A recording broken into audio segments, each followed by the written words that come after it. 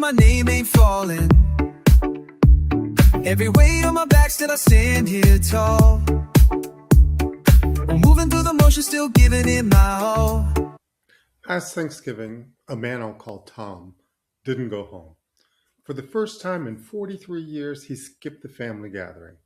Not because of distance, not because of work, because his sister voted differently than he did. I just can't sit across the table from her, he told me. Every time I look at her, all I can think is, how could you? How could you support that? What does it say about who you are? And here's the thing. Tom's not a bad person. He's thoughtful, kind, volunteers at the food bank. His sister, also not a bad person. She's a nurse, takes care of her aging mother, known in her community as someone who'd give you the shirt off her back. But somewhere along the way, their political differences stopped being about policy disagreements and became about moral character, about fundamental identity, about who deserves to be in the circle of good people and who doesn't. Tom couldn't see his sister anymore. He could only see her politics. And his sister, she felt the same way about him. I'm PK, Pastor Carey, and this is People Architecture, Episode 2. Today, we're going to talk about something that's tearing families apart, ending friendships, and fracturing our society at the seams. The transformation of politics from a set of policy preferences into a totalizing identity, into a tribal marker that determines not just how you vote, but who you are, who you can love, who you can trust, who you can even see as fully human. We're going to look at the data, and it's startling.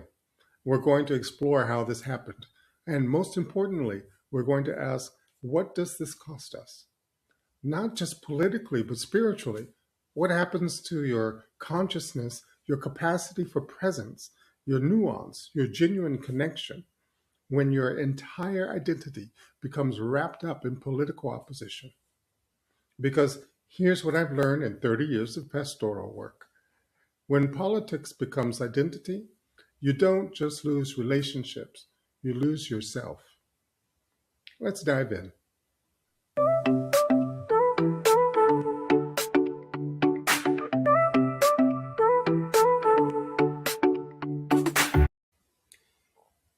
Let me give you some numbers that should alarm all of us, regardless of where we fall on the political spectrum. 80% of US adults say Republican and Democratic voters not only disagree on plans and policies, but also cannot agree on basic facts, not just different interpretations, different facts. That means 8 out of 10 Americans believe we're living in fundamentally different realities based on political affiliation. Think about that. We're not having different opinions about the same world. We're seeing different worlds entirely. But it gets more personal. Nearly 3/4 of Republicans, 72%, say Democrats are more immoral than other Americans. An identical share, 72%, of Democrats say Republicans are more immoral. Let me be clear about what that means. This isn't saying I disagree with your policies. This is saying they are fundamentally less moral. They are bad people. And it's not just about morality. 83% of Democrats say Republicans are more closed-minded than other Americans, while 69% of Republicans say the same about Democrats. Republicans also describe Democrats as more dishonest, more lazy, less intelligent. These aren't just unfavorable views. These are dehumanizing stereotypes. And they're mainstream now. They're normal. Here's what's particularly fascinating and disturbing about this phenomenon. Researchers have been studying something called affective polarization using a feeling thermometer scale from 0 to 100. They measure how warm or cold people feel toward their own party versus the opposing party. In 1978, that gap was about 23 degrees. By 2016, it had jumped to 41 degrees. Between 2016 and 2020, it shot up to 52 degrees. What's driving this isn't that we love our own party more. Warm feelings towards one's own party have remained relatively stable at 70. What's changed is how we feel about the other side. Sentiment toward the opposing party has dropped from the high 40s to just above 25. We're not just more tribal, we're more hostile. And this hostility isn't decreasing after elections like it used to. Research shows partisan animosity is now locked in, stable, persistent. It doesn't cool down anymore. Now, you might be thinking, well, PK, obviously we're polarized. Turn on the news. Everyone knows this. But here's what you might not know. This polarization isn't really about policy. Let me say that again, because it's crucial.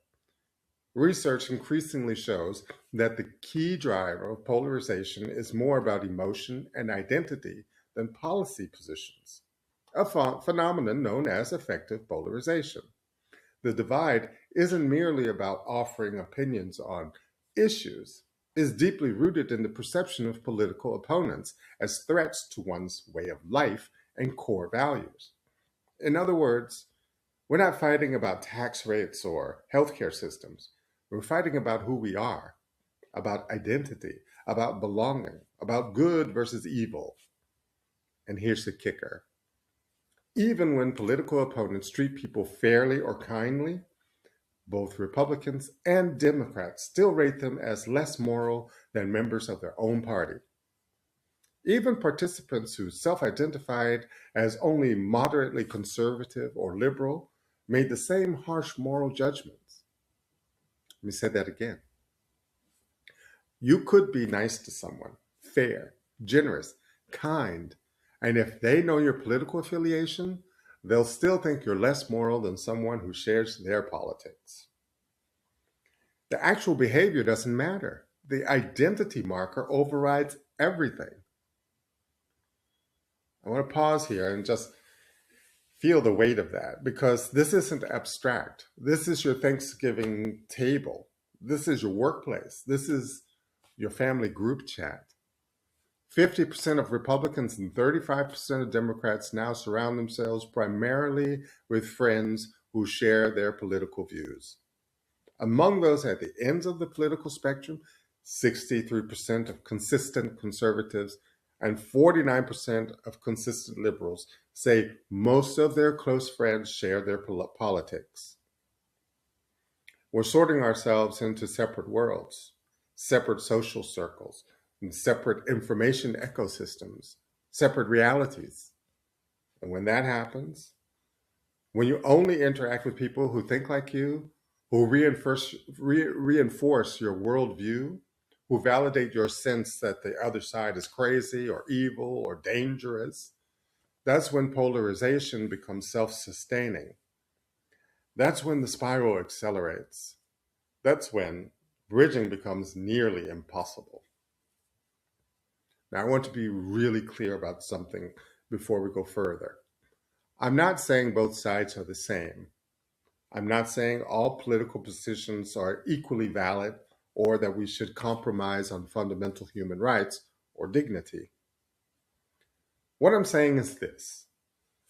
When we follow political affiliation to become the primary lens through which we see other humans, when we let it override evidence of kindness, fairness, and decency, we've crossed a line from healthy disagreement into something dangerous. When political attitudes coincide with moral convictions, partisans increasingly view each other as immoral, and researchers worry about the potential for this to descend into political violence. And maybe you're thinking, oh, political violence, that's extreme. That's not me. But political violence doesn't start with violence. It starts with dehumanization, with seeing the other side as less than, as fundamentally immoral, as a threat that must be stopped at any cost. And we're already there in our minds and hearts, even if we haven't acted on it. That should terrify us. not because we're terrible people, but because this is how consciousness contracts. This is how we lose our capacity to see clearly, to stay present, to remain open to complexity. And once consciousness contracts enough, there's no coming back without something dramatic shifting.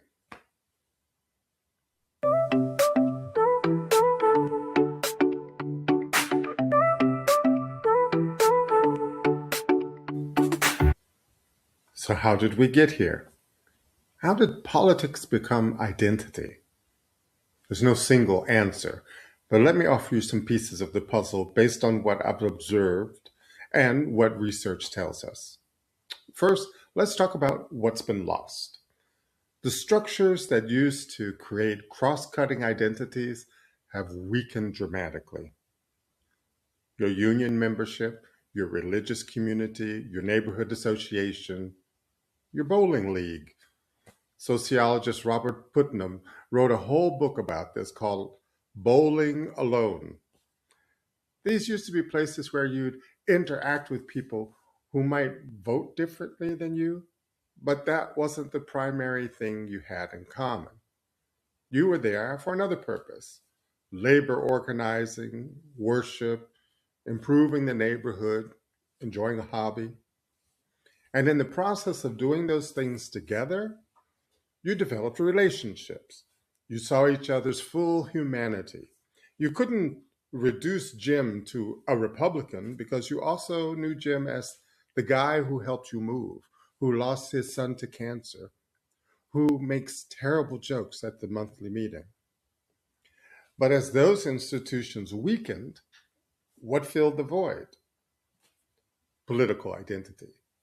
Because humans need to belong. We need tribes. We need to know who we are and who they are. It's hardwired. And when the old tribes disappear, we grab onto whatever's available. And in America right now, the most available, most visible, most emotionally charged tribal marker is political party affiliation. Second, the nature of information has changed radically. We live in an age of algorithmic curation. Your social media feed shows you what you already believe. Your news source confirms what you already think. Your YouTube recommendations lead you down rabbit holes of increasingly extreme content. This isn't accidental. These algorithms are designed to maximize engagement. And what maximizes engagement? Outrage, moral indignation, the dopamine hit of feeling righteously angry at them. So we're being fed a constant stream of reasons to be furious at the other side, not nuanced critiques, not thoughtful disagreements, but rage bait, engagement farming, content specifically designed to make you think the other side is not just wrong, but evil. And here's the insidious part: it works. Your brain can't tell the difference between being shown cherry picked examples of extreme behavior and the actual distribution of beliefs on the other side. So you come to believe that every Republican is a MAGA extremist or that every Democrat is a radical socialist, when the data shows most people on both sides are far more moderate than the loudest voices. But the algorithm doesn't reward moderation, it rewards extremity. So that's what we see. That's what we internalize. And that's what we project onto everyone who shares that political label. Third, and this is where it gets really interesting from a consciousness perspective, there's what I call the performance of political identity. In the age of social media, your political identity isn't just something you believe privately, it's something you perform publicly, constantly. Every post is a signal about which tribe you belong to. Every share, every like, every comment. You're not just expressing an opinion, you're demonstrating loyalty. You're proving you're one of the good ones. You're showing you're awake to the evil of the other side. And the more you perform the identity, the more it becomes who you are. This isn't metaphorical. There's actual psychological research on this. When you publicly commit to a position, especially repeatedly, it becomes harder to change that position without experiencing cognitive dissonance. So you double down, you perform harder, you become more extreme in your expressions to prove you really mean it, that you're not wavering, that you're one of the true believers. And here's what that does to consciousness: it makes you less able to think, to question, to hold nuance, to sit with uncertainty. Because the performance requires certainty, it requires knowing who the bad guys are and being willing to denounce them loudly, publicly, repeatedly. And once you've performed that certainty enough times, it becomes impossible to admit doubt without losing face, without betraying your tribe, without risking social ostracization. So you stay locked in, even when you have questions, even when you encounter evidence that complicates your narrative, even when your actual lived experience contradicts what your tribe tells you to believe. Fourth, and maybe most important, the percentage of Americans self identifying as politically moderate reached a record low of 34% in 2025. Among Republicans, 77% self identify as conservative.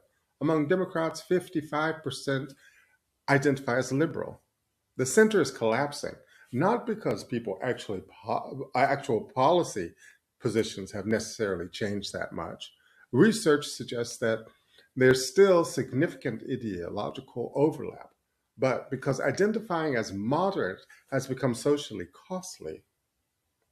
If you're moderate, you're wishy-washy, you're not committed, you're part of the problem, you're enabling the other side. Both tribes reject you. So people migrate to the poles, not always because their beliefs change, but because that's where there's a tribe to belong to. That's where there's clarity. That's where you know who you are. And once you've migrated, once you've declared yourself, the tribal pressure to stay there, to not defect, to not question becomes enormous. Because to question your tribe's orthodoxy is to risk exile. And for tribal creatures like humans, exile is death. Maybe not literally, but psychologically. Our brains treat social rejection like physical pain. Same neural pathways. So we stay, we perform, we conform. And our consciousness, our capacity for independent thought, for holding complexity, for seeing multiple perspectives, slowly atrophies. This isn't weakness. This is normal human psychology in a system designed to exploit it. But that doesn't make it any less destructive.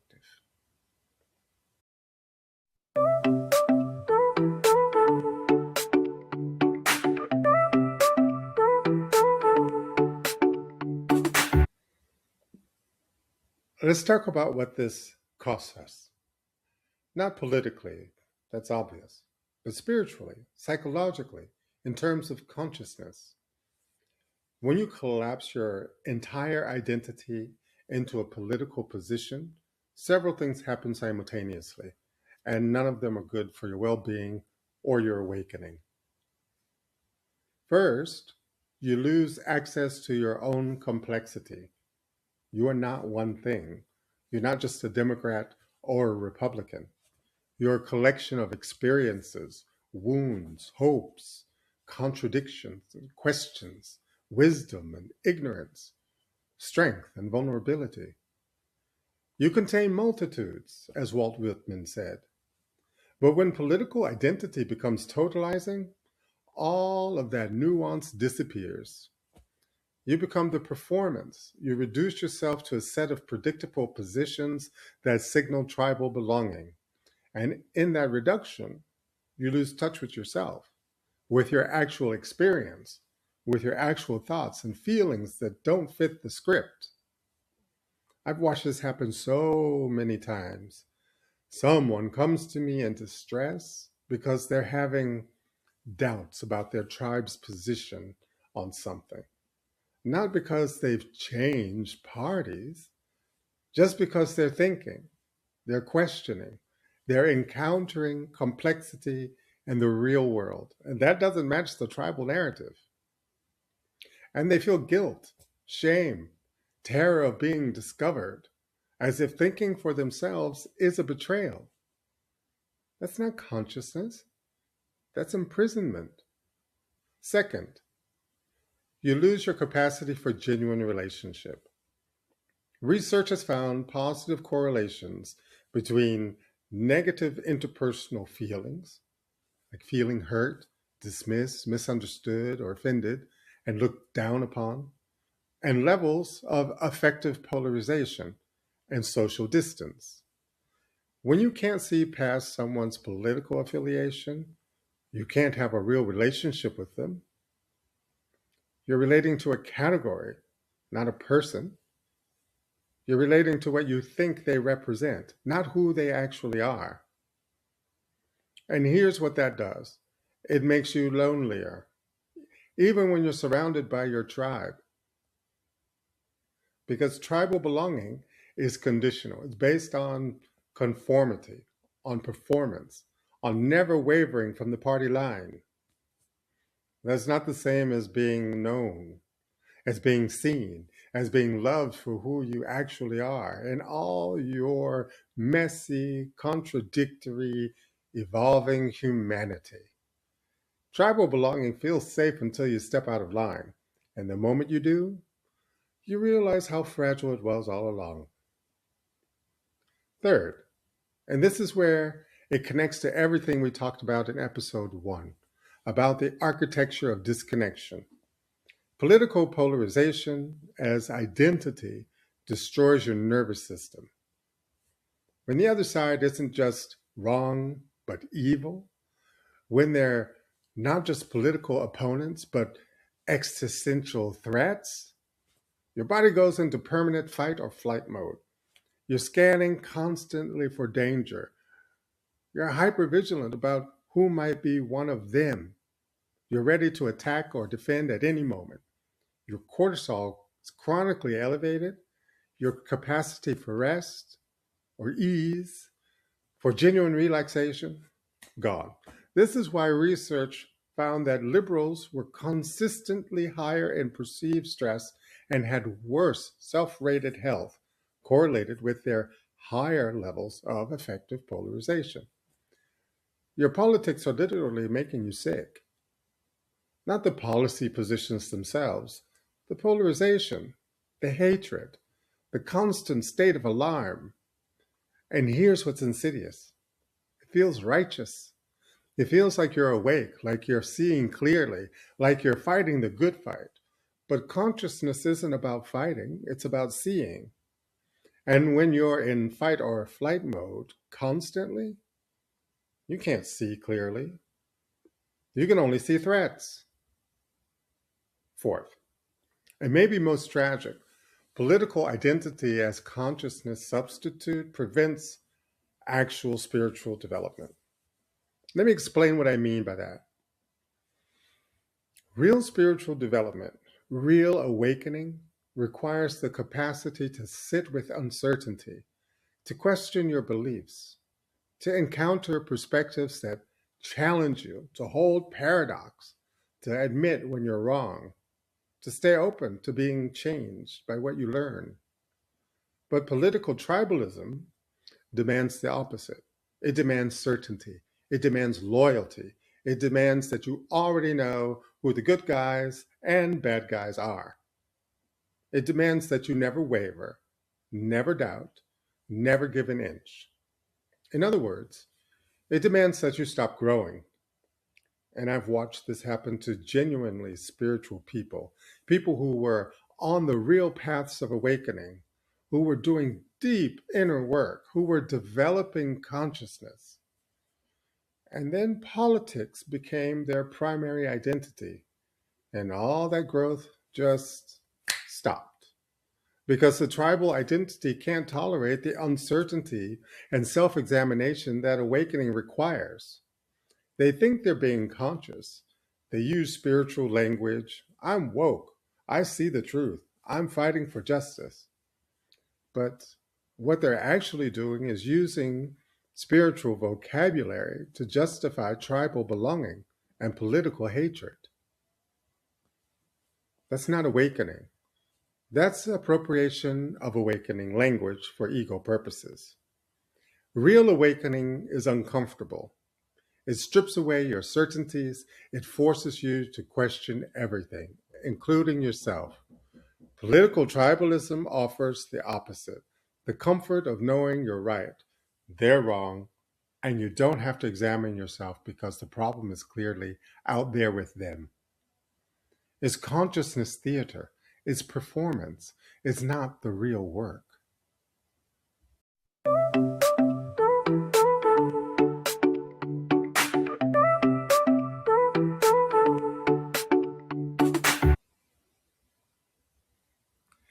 All right, deep breath, because that was heavy. And I imagine some of you are feeling defensive right now, or attacked, or like I'm asking you to compromise on things you shouldn't compromise on. So let me be crystal clear about what I'm not saying before I talk about what I am saying. I'm not saying all political positions are equally valid. I'm not saying you shouldn't have strong convictions. I'm not saying injustice shouldn't make you angry or that you shouldn't fight for what you believe in. I'm not saying you need to be friends with everyone regardless of their values. What I'm saying is this: when your political identity becomes so totalizing that it determines not just how you vote, but how you see every human being, when it becomes the primary lens through which you interpret all reality, when it becomes the tribe you're performing for instead of the values you're living from, you've lost something essential. You've lost your consciousness. And without consciousness, you can't actually build the world you say you want. So, what do I see as possible? What's the way through this? Well, first, individual awakening to the performance. The first step is recognizing when you're performing a political identity versus living from authentic values. And there's a way to tell the difference. When you're living from values, you can engage with complexity. You can say, I believe X strongly, and I can also see why someone might believe Y without thinking they're evil. You can hold your convictions lightly enough to question them. You can change your mind when presented with new evidence. You can have relationships with people who disagree without feeling like you're betraying your principles. When you're performing political identity, you can't do any of that. Everything becomes tribal signaling. Every issue becomes a test of loyalty. Every relationship becomes sorted into us and them. What I see as possible is individuals waking up to this performance, recognizing it in themselves, not with judgment. This is human nature in a polarizing system, but with clarity. And once you see it, once you recognize, oh, I'm performing, I'm signaling, I'm conforming to tribal expectations rather than thinking for myself, that creates space, space to step back, space to ask, what do I actually believe? What are my actual values? Who am I beneath this performance? That's consciousness. That's awakening. That's the beginning of freedom. Second, developing what I call integrative complexity. There's research on something called integrative complexity, the ability to acknowledge different dimensions of an issue and recognize legitimate perspectives that compete with your own. Studies have shown connections between negative relational emotions and lower integrative complexity in politically polarized contexts. In other words, when you're hurt, offended, feeling looked down upon, your capacity for complexity decreases. What I see as possible is individuals consciously developing this capacity, training themselves to hold multiple perspectives simultaneously, not as relativism, but as everything's equally valid, but as intellectual and spiritual discipline. This is hard work. It requires sitting with discomfort. It requires questioning your certainties. It requires acknowledging that people you disagree with might have legitimate concerns, even when you think their solutions are wrong. And this is precisely what consciousness enables: the capacity to stay present with complexity instead of collapsing into binary thinking. And here's what's beautiful: when you develop this capacity, you become more effective at actually creating change because you understand the full landscape. You can build bridges. You can find genuine common ground instead of manufactured compromise. You can speak to people's actual concerns instead of their caricatures. Complexity makes you powerful. Certainty makes you rigid and eventually brittle. Third, creating third spaces that transcend political identity. Remember what we talked about in episode 1? The loss of third spaces where people gather for reasons other than politics. What I see as possible is the intentional recreation or recreation of these spaces: book clubs, hiking groups, community gardens, volunteer organizations, maker spaces, anything where people come together and share around shared purpose or interest rather than political affiliation. These spaces are crucial because they let you know people as full humans first, political beings second. And when you know someone first as Tom, who's grieving his divorce and trying to be a good dad, or Sarah, who's an amazing cook and volunteers at the animal shelter, when you know them as people, it becomes much harder to reduce them to their voting record.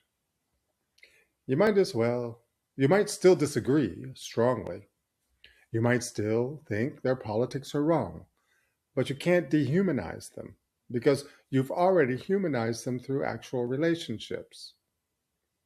What I see as possible is communities intentionally creating these spaces: churches, community centers, local organizations, places that say, we're here for this purpose.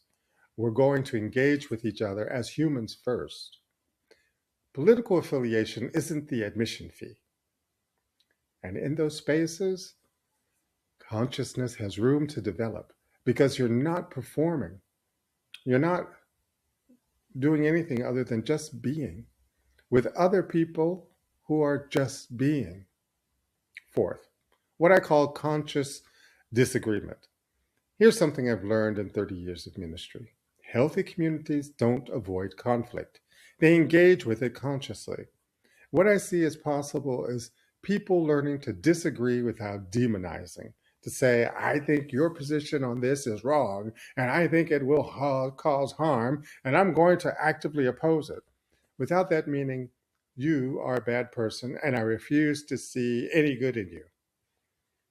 This is advanced work. It requires being able to separate someone's political positions from their fundamental humanity. It requires being able to stay in relationships even with strong disagreement. It requires boundaries, knowing when to engage and when to protect yourself. But it's possible. I've watched it happen. I've watched families maintain connection across deep political divides by being clear about values and boundaries while refusing to reduce each other to political caricatures. It looks like this: Dad, I love you, and your support for that policy genuinely hurts me. I need you to understand that. I need you to understand that this isn't abstract for me. It affects my life, my community, people I love. And I also know you're not trying to hurt me. I know you think this is right for reasons that make sense to you. So we're going to disagree. We're going to fight about this. And we're also going to keep showing up for each other because you're my dad. And that matters more than who either of us voted for. That's consciousness. That's maturity. That's the capacity to hold both and instead of either or. Fifth, the shift from identity to values. Ultimately, what I see as possible is a cultural shift from political identity to values based engagement. Instead of, I'm a Democrat or I'm a Republican, what if the primary frame was, I value human dignity and I think this policy supports it, or I value personal freedom and I think this approach protects it? Same convictions, same passion, same willingness to fight, but anchored in principles rather than tribal belonging. Because here's what happens when you anchor in values. You can disagree with your tribe. You can say, I usually align with this party, but on this issue, I think they're wrong. You can build coalitions across political lines around specific issues. You can be principled rather than partisan. And you can change your mind. Because changing your mind isn't betraying your tribe, it's staying true to your values as you learn new information. What I see as possible is individuals making this shift in their own lives, not waiting for the culture to change, just doing it, living from values rather than identity, being principled rather than tribal. And when enough people do that, the architecture starts to shift. Because political tribalism only works when everyone plays along. When enough people refuse to reduce themselves or others to political categories, the whole game changes. Now, I want to be honest with you. This is not easy. Every force in our current system is pushing toward more polarization, not less. The algorithms, the media business models, the political incentive structures, all of it rewards extremity and punishes moderation. And there are real stakes, real injustices, real harms being done through policy. I'm not asking anyone to be neutral about suffering or to prioritize civility over justice. What I'm asking is that you fight from consciousness rather than unconsciousness, from values rather than tribalism, from complexity rather than certainty. Because unconscious fighting from hatred, from dehumanization, from righteous tribal certainty, might win battles, but it poisons everything. It poisons you, it poisons relationships, it poisons the culture, and eventually, it poisons even the victories. Conscious fighting from clear values, from strategic thinking, from the capacity to see opponents as humans who are wrong rather than enemies who are evil, that has a chance of building something better. Not because it's nicer, but because it's clearer, more strategic, more sustainable, more aligned with the world most of us say we want to create. Six, the recognition that this is spiritual work. Finally, and maybe most importantly, what I see as possible is people recognizing that healing political polarization is fundamentally spiritual work. This isn't about policies or smarter strategies or more effective messaging. Those things matter, but they're not sufficient. What's required is a shift in consciousness, a willingness to see beyond tribal categories, a capacity to stay present with complexity and discomfort, a commitment to relationship even across deep disagreement. That's not political work. That's spiritual practice. That's the same work required for any awakening, the willingness to question yourself, to encounter what you've been avoiding, to stay open to being changed. And that means this is work for everyone, not just politicians or activists. Every single person who's caught up in political tribalism, which is most of us, has work to do. The work of noticing when you're performing, the work of questioning your certainties, the work of humanizing those you disagree with, the work of staying in relationships even when it's hard, the work of anchoring in values rather than identity. That's the work. And it's the most important work we can do right now, more important than any single election or policy battle. Because if we can't heal this divide, if we can't find our way back to seeing each other as humans, then it doesn't matter who wins elections. We've already lost what matters most.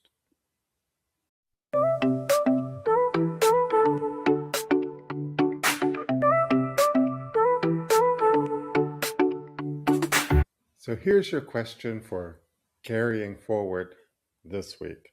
And I want you to really sit with it. Don't rush to answer, let it work on you.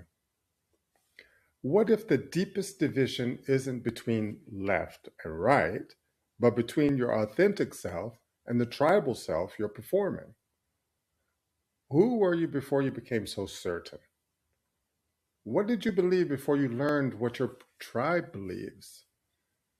What questions do you have that you're afraid to ask out loud? What doubts do you suppress to maintain tribal belongings? And here's the really uncomfortable part. What would it cost you to think for yourself, to question your certainty, to acknowledge that people you disagree with might not be evil, just different or scared, or operating from different information, or prioritizing different values? Sit with that. Feel the fear come up. Notice the resistance. Notice the voice that says, but they are evil, and if I soften even a little bit, I'm betraying everyone I care about. That's not the truth. That's tribal programming, and you're bigger than that. Now, let me speak directly to the people who are feeling hurt or angry about what I've said today. Maybe you're thinking, Pastor Carey, you don't understand. The other side really is dangerous. They really are trying to harm people I love. You're asking me to compromise my values to play nice with people who want to destroy what I believe in. I hear you. And I'm not asking you to compromise your values. I'm asking you to examine whether your current approach, the hatred, the certainty, the tribal performance, is actually serving those values, or whether it's just feeding a system that benefits from your polarization. Because here's what I've observed. The most effective advocates for justice, the people who actually create lasting change, aren't the ones who are most consumed by tribal hatred. They're the ones who stay grounded in their values while engaging strategically with complexity. They're the ones who can fight hard without dehumanizing, who can maintain boundaries without collapsing into binary thinking, who can stay in relationships even with deep disagreement. That's not weakness, that's advanced consciousness. That's spiritual maturity married to strategic effectiveness. And if you're willing to develop that capacity, you become far more powerful than you are right now, trapped in tribal performance and righteous rage. For those of you who are thinking, okay, Pastor Carey, I get it. I see how I'm trapped in this, but I don't know how to get out. I don't know how to be different without losing my community, my sense of purpose, my sense of identity. I want to invite you into something. This is exactly what we're building at People Architecture, a community of people who are committed to developing consciousness, especially in domains like politics, where consciousness is most desperately needed and most systematically undermined. Visit peoplearchitecture.org. We're creating courses on holding complexity, on conscious disagreement, on staying grounded in values rather than tribal identity, on developing our capacity to see beyond political categories without losing your principles. We're building a library of resources that help you do this kind of work, not as abstract theory, but as practical embodied practice.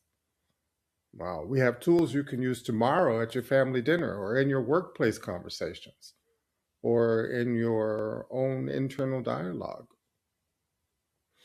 And as our community grows, we're organizing discussion groups where you can practice this with other people who are doing the same work, where you can be honest about your doubts, your questions, your struggles without fear of being excommunicated from your tribe, where you can explore what it means to be principled rather than partisan, values driven rather than identity driven, conscious rather than reactive. Because here's what I know after 30 years: you can't do this work alone. The tribal pull is too strong, the social pressure is too intense. You need community, you need support, you need other people who are choosing consciousness over conformity. That's what we're building. And we need you. We need your willingness to question, your courage to stay open, your commitment to see beyond tribal categories, your capacity to hold both strong values and genuine complexity. So become a member at peoplearchitecture.org. You can get access to all of our courses, join the community, participate in discussions, and come to workshops when we offer them. This isn't just personal development. This is collective healing. This is how we rebuild the architecture of connection in a polarized world. One conscious person at a time, one genuine relationship at a time, one moment of staying present with complexity instead of collapsing into certainty, one of these moments at a time. And let me say this to everyone listening. If you take nothing else from this episode, take this. You are not your political affiliation. You are not your tribe. You are not the performance you've been giving. You are deeper than that, more complex than that, more capable of growth, change, nuance, and wisdom, more so than any tribal identity could ever capture. And the world needs you to remember that, not the performed version of you that signals all the right things to your tribe, the real you, the you that questions, the you that doubts, the you that can hold paradox and uncertainty. That you. That's who's capable of healing the divide. That's who's capable of building something better. So come find that person again. Do the work of remembering who you are beneath the tribal performance. And when you do, come tell us about it. Come join the conversation.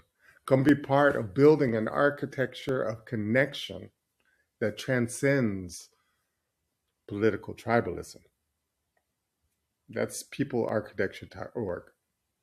We're waiting for you. Next week, we're going to talk about something that's going to challenge a lot of you: the spiritual marketplace, the explosion of wellness products, consciousness commodities, and commercialized awakening. We're going to ask, why are we spending billions on spirituality while feeling worse than ever? What's the difference between spiritual seeking and spiritual consuming? And how do we navigate a marketplace that's selling us solutions while often perpetuating the very problems we're trying to solve? It's going to be uncomfortable. It's going to challenge some sacred cows, and it's going to be essential for anyone who's serious about actual awakening rather than just performing it. So until then, remember, question your certainties. Stay curious about people you disagree with. Notice when you're performing versus when you're being real. And most of all, be gentle with yourself. This is hard work. The whole system is designed to make it hard. The fact that you're even thinking about it There's consciousness beginning to break through. I'm Pastor Kerry. Thank you for being here. Thank you for your willingness to question. Thank you for choosing consciousness over conformity, even when it costs you. That choice changes everything.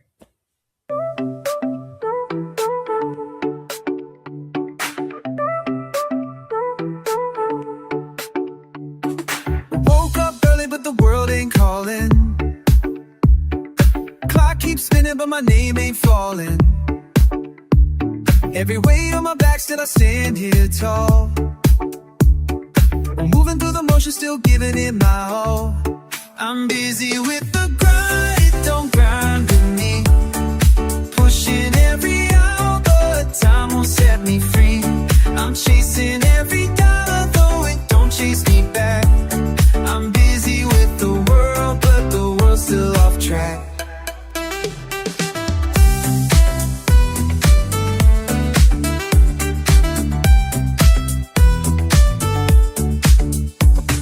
Streetlights on, but they don't know my tune. Crowds come and go, but they leave by noon. I speak my truth, but the echo stays still. I'm busy with the climb, but the summit's uphill. I'm busy with the grind, but it don't grind with me. Pushing every hour, but time won't set me free. I'm chasing every dollar, though it don't chase me back. I'm busy with the world, but the world's still off track.